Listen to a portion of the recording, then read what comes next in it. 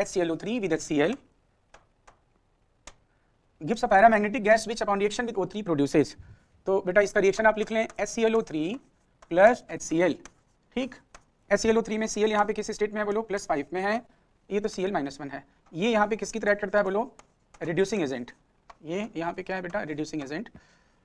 तो ये HClO3 को रिड्यूस कर देगा किसमें बोलो, ClO2 में, और खुद ऑक्सीडाइज हो जाता है Cl2 में, ठीक।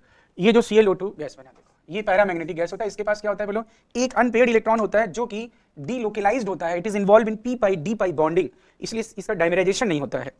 ये डिफरेंस है NO2 के साथ। NO2 भी पैरामैग्नेटिक होता है बट उसके पास जो अनपेयर्ड इलेक्ट्रॉन है लोकलाइज्ड है, इसलिए कूल करने पे वो N2O4 डायमैग्नेटिक गैस बना लेता है, N2O4 कलरलेस गैस। लेकिन ClO2 टाइमर नहीं बनाता है, इसका इलेक्ट्रॉन जो अनपेयर्ड है वो p pi d pi में इन्वॉल्व होता है। अब इसको रिएक्शन ये किससे करा रहा है बेटा, ओजोन से करा रहा है। तब क्या बन जाएगा, ये बन जाता है Cl2O6। इसने यही पूछा है, ClO2 को ओजोन से रिएक्शन करने पे Cl2O6 बन जाएगा, तो आंसर इज सी।